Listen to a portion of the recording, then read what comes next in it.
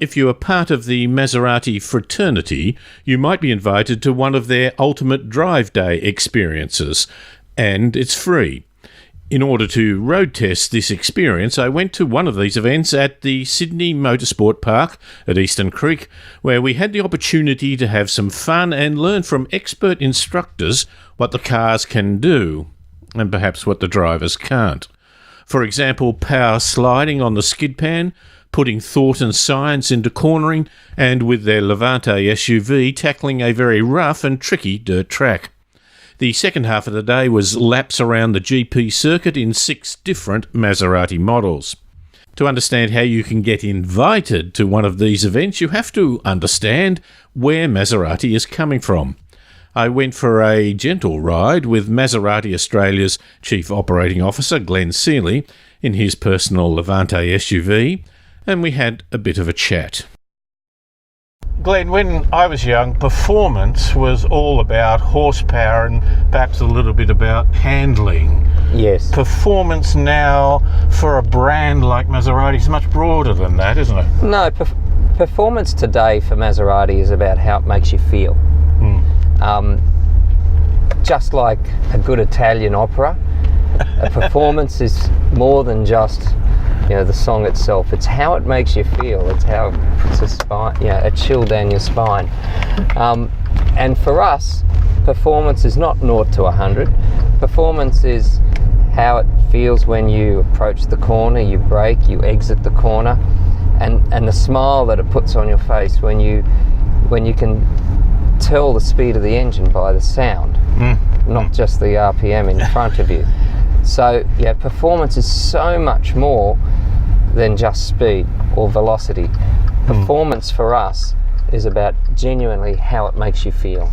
As befits a luxury brand, the day was catered for with style. It's a wonderful experience, and it's not your everyday track day. I mean, we deck out the garages as if they were a premium Maserati lounge.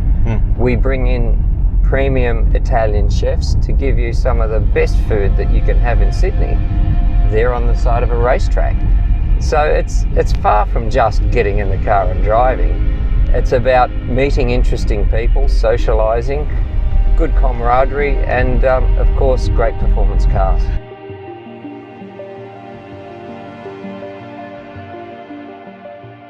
The purpose of the skid pan exercise was to learn how to do power slides. In this situation, things happened very quickly.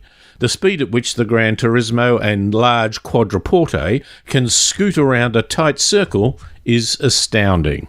Firstly, we did it with all the electronic aids, most notably stability control. The Maserati system pulled you back into line when you went too hard, in a strong but measured way. Some vehicles from other brands tug you in so aggressively that you lose perception of what is happening. Without the stability program, things get a bit more spectacular. The secret is to turn the wheel a little and give the car a full boot of the accelerator. Then use the power to maintain a slide. In theory. The thing I had particularly difficulty doing was not turning on too much steering lock. If you do overdo the steering, the car will naturally tend to understeer. The front wheels lose traction, and that stretches the limit of any stability program which can't beat the laws of physics. Actually, the larger Quattroporte sedan was a little easier to control than the shorter wheel-based, more aggressive GranTurismo sports car, which tended to be a bit more all or nothing. Corner number 2 at Eastern Creek is interesting and a place for some skill training in cornering technique. It keeps going and goes further than just a hairpin bend. If you try too hard, too early, you make a meal of it. Our instructors had to emphasise the value of getting your braking done early so as to keep the car stable, then stay on the outside of the corner and finally cut into the apex just when the timing is right. And that tended to be rather late in the piece.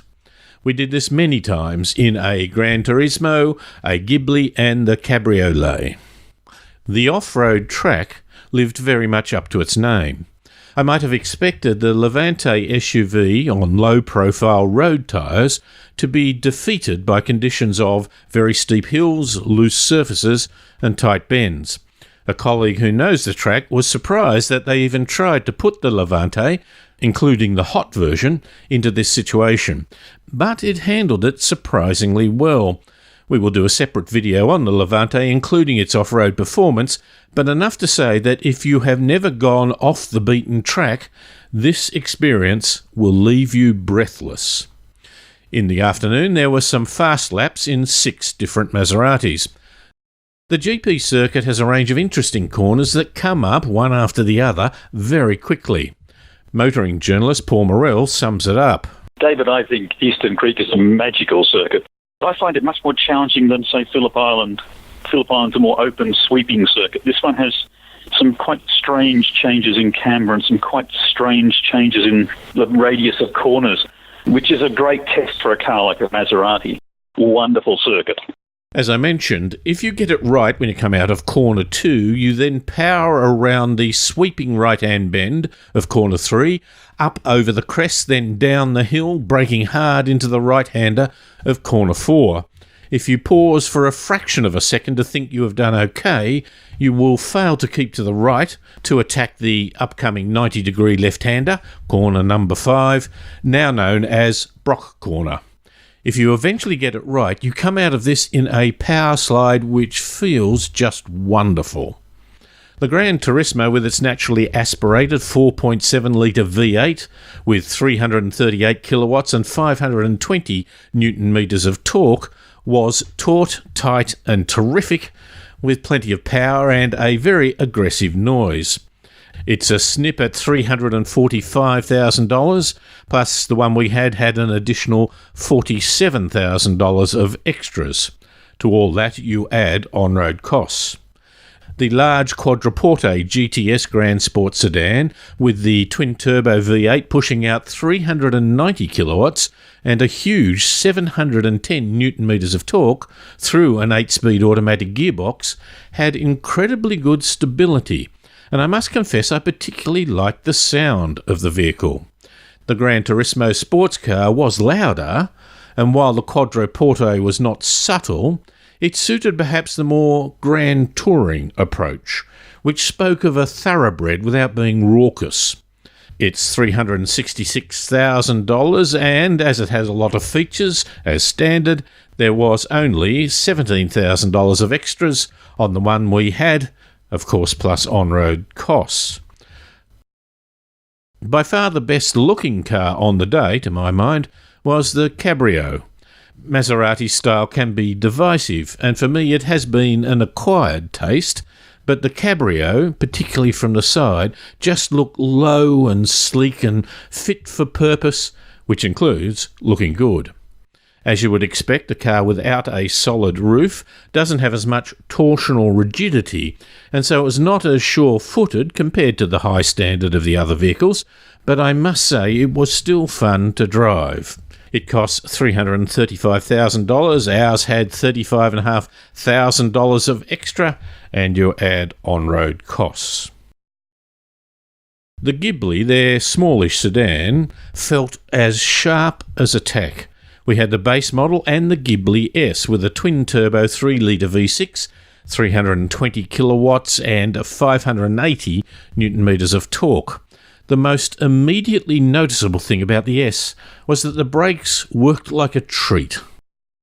360 by 32mm ventilated drill discs with Brembo 6-piston fixed calipers are nearly as big as the huge ones on the Quattroporte sedan. The rears, in fact, were exactly the same as the big sedan. Being lighter, it was more nimble and fit for purpose on the track. The Levante SUV is the bargain of the fleet. Oh, I hope Maserati will pardon that use of the word bargain. They start at $125,000, but for the circuit we had the Levante Grand Sport starting at $160,000, on top of which was $9,000 of extras. The vehicle is very versatile. We had just come from the dirt track, where it handled some significant hills, potholes and loose surfaces consummately. Then, after a quick wash, it was powering around the race circuit. Its weight and height meant that it moved a bit more on the track, but gee, it was still a lot of fun to drive. So is Maserati in general, and this day in particular, only aimed at blokes? Prior to 2014, the average age for a Maserati owner was 49. He was male and he owned his own business. Today, we have a far more broad church. Our average age group now average age demographic is 35 to 45. So we have a much younger demographic coming to the brand. We also have a far higher female skew, so that we have, GranCabrio, for example, has 35% female ownership, which is terrific. It's good to get a broader church, and certainly for us, it's great to expand the market. Are there a couple of blokes that might come out here and feel that perhaps their bravado didn't have as much skill to it as they might have thought? There's always that. The one good thing about that, though, is the electronics of the car work very well to keep everyone safe. Secondly, we have excellent instructors to make sure that no one can really overstep the mark. So we're very, very lucky in that regard. We've had, in my 8 years or 9 years of tenure, no incident on a racetrack yet. And I believe the women listen well. Oh, they do. That's why they make great students.